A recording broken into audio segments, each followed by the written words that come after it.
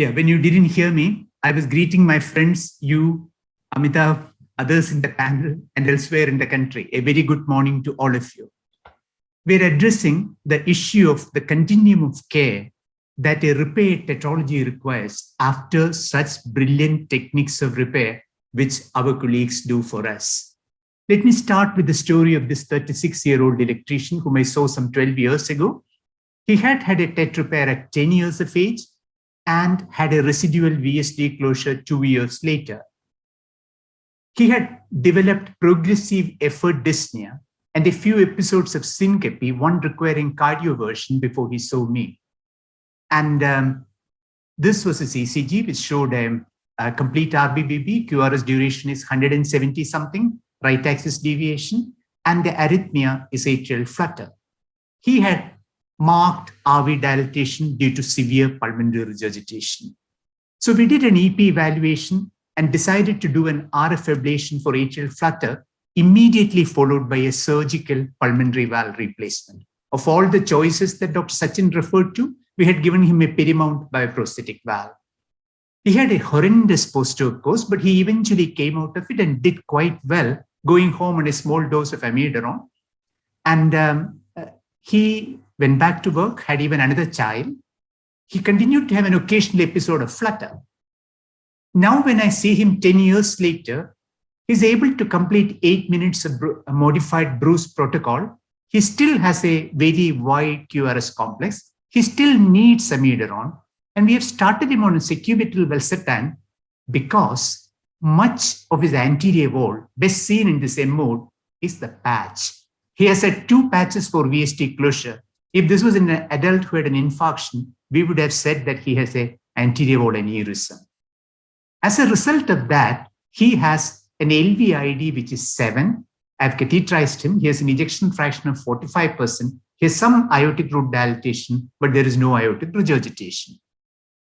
Welcome to repair tetralogy of Fallot as a disease. No doubt that surgical repair of tetralogy of Fallot is an important landmark. And what our friends have told us today, they continue to build on the advances that we made, trying to make it more and more perfect. However, there is no doubt that there are both structural and functional abnormalities which are intrinsic to the disease, some related to residual sequelae and complications. They are far too numerous. Don't even try to read this slide. I would just say the predominant issue that we confront is pulmonary regurgitation, where a combination of pulmonary artery dilatation and RV dilatation keep going on in a sequence, a vicious sequence, worsening the patient's condition. And factors like the size of the outflow patch, fibrosis, the impaired function, all these contribute to worsening mechanics. With this knowledge, we need to decide how we should have a protocol for following them. That is the key word. Tetralogy follow-up needs to be, in any institution, follow a protocol. When you take the history or when you examine the patient, you need to know what we are looking for, and the same with regard to ECG and chest X-ray. We'll spend a little bit of time on the echo assessment. We are going to look for any structural lesion which is left behind or is progressing, and the functional assessment of both RV, LV. We will look at the size of the aorta or any collateral. One of the challenges while imaging a repaired tetralogy of Fallot is to say how significant is the pulmonary regurgitation. There are a number of Doppler parameters, but among them, the 2 which are most important in classifying as mild versus moderate is pressure half time and the PR jet width pulmonary annulus ratio. We also rely on geometric parameters to assess the right ventricle. A fractional shortening of the RVOT along with an RV fractional area change together is a good marker for significant systolic RV dysfunction. Mind you, we don't have any great markers for RV dysfunction directly. 3D echo is always promising, but not to a great extent in practical use, and non-geometric parameters like TAPC and TDI flattered to deceive. RV strain and strain rate may perhaps offer some further assessment as it evolves better. But the gold standard would remain cardiac MRI. And in cardiac MRI, to look for pulmonary regurgitation, fraction and volume, the ventricular volumes, all these are important data. Look at this. This is a 59-year-old man. He's a doctor whom I have been seeing for the last several years. This is to evaluate him between 2012 versus 2019. My good friend, Dr. Jebaraj, has been doing this for me. And you can notice that there is a little bit of dilatation in 2019. Here are the absolute volumes, increased from 120 to 133 ml per meter square, fairly stable for a 59-year-old man, and he hasn't had a pulmonary valve replacement. We are prepared for late interventions like pulmonary artery stenting, pulmonary valve replacement, like Sachin has discussed in detail, pacemaker implantation and AICD. We may face an endocarditis at any time. Women, contraception and pregnancy need to be supervised, and neurodevelopmental outcome, particularly in children. Not to forget, occasionally the aortic root can be dilated, and rarely aortic dissection, severe aortic dilatation causing aortic regurgitation could be a problem too. There is always much debate, and we need to think hard when to recommend pulmonary valve replacement because it's not going to be a one-off affair. There are recommended guidelines in the asymptomatic patient based on the RV end diastolic volume and other volume and functional parameters which are reproduced in this slide. If there is a concomitant lesion requiring surgery, of course, it becomes easy to recommend surgical pulmonary valve replacement then. And future comes faster than you think.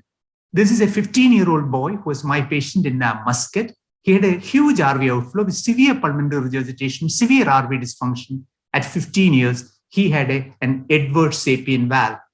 He already had an LPA stent. Benefits of pulmonary valve replacement: on the table, you find that the PA diastolic pressure normalizes as the pulmonary regurgitation is abolished, and RV systolic pressure decreases if it was higher. RV function generally tends to improve, and the cardiac output response and the exercise tolerance tend to improve. But life after pulmonary valve replacement is no fun. This slide is from Phil Moore in UCSF. The incidence of re-intervention is definitely there. It's like just under 5 per 100 patient years. This may be for restenosis or pulmonary regurgitation. So every unit which has replaced pulmonary valve, now practically every major pediatric cardiac unit, needs a regular follow-up schedule for these patients. I referred to contraception and pregnancy. Even in India, now there is early education needed for teenage girls. The recurrence risk, fetal screening, all this is important. And generally, pregnancy is well tolerated in women post-TET repair. There's an interesting case which is currently under my care. The father is a repair tetralogy, and he is 22q11 deletion positive. His first kid had a right aortic arch.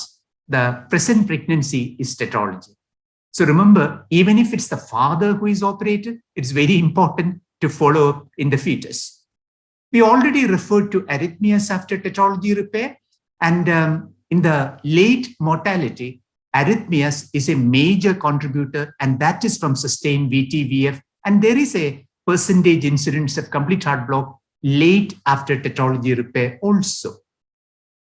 And there are attempts to risk stratify them. I wouldn't go into the details of that. This was the arrhythmia that I showed earlier. And there is an evolving role for CRT in patients with severe RV dysfunction, dyssynchrony, and a very wide QRS complex. So in conclusion, I would say that repair tetralogy needs lifelong follow-up. With increasing number of repairs in infancy, we must anticipate major long-term problems to occur earlier. I showed a 15-year-old boy requiring a pulmonary valve replacement. In Kerala now, tetralogy repair is practically all below the age of 1 year. So future will come to us faster than earlier. Most patients, let's not forget, enjoy a normal life, and our surgeons continuously improve the outcomes. But there are inherent problems in tetralogy. which will plague us as these children grow into adulthood, and adults with repair tetralogy need to be followed by cardiologists with a good background of adult congenital. Thank you.